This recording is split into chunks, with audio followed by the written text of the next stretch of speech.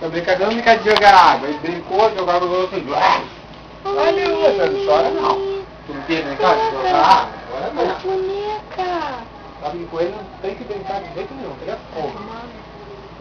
Ele arrancou o trono. Bonequinha. Oi, Gisele.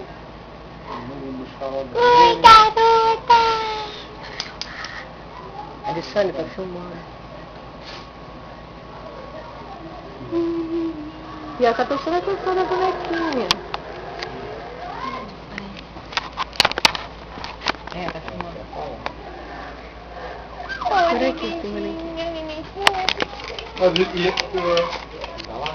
Gisele. Fala! Gu, gu, gu, gu, gu, gu, gu, gu, gu, gu, gu, gu. Que bom, viu, sem controle. É caro esse controle? Porque o Júnior já tem dois controles. Mas vale a pena, porque os dois controles que quebram, porque tanto que tá enrolando. Mas o Júnior já tem dois controles agora. E esse aí tu joga lá, tá lá de fora, qualquer direção serve o 3D.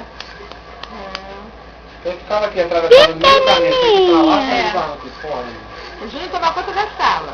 É, tem que fazer essa malha.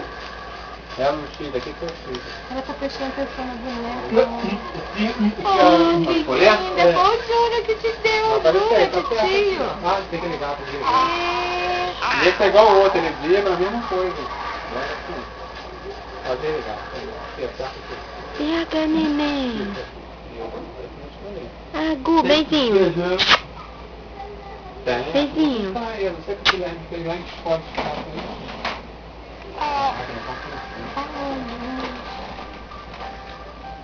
Aqui, ó.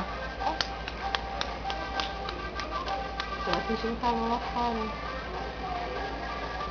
Fala. Agu. Botou a mão na boneca. Deixa a boneca na mão dela. Ela pega.